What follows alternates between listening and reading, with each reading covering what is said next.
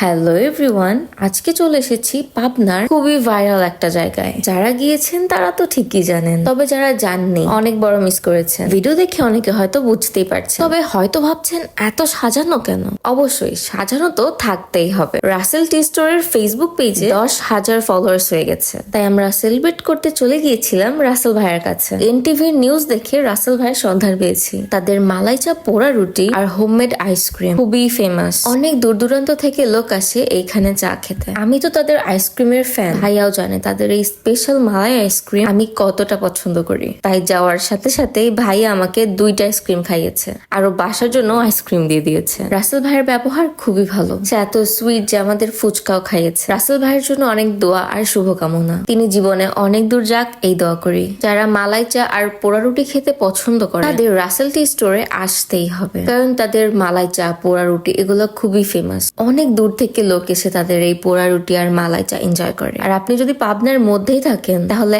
একদিন সময় করে হলেও রাসেল টি স্টোরে ঘুরে যাবেন। আর রাসেল টি স্টোর ফেসবুক পেজে অবশ্যই ফলো দিবেন। তাদের ফেসবুক পেজের লিংক আমি আমার কমেন্ট বক্সে পিন করে দিব।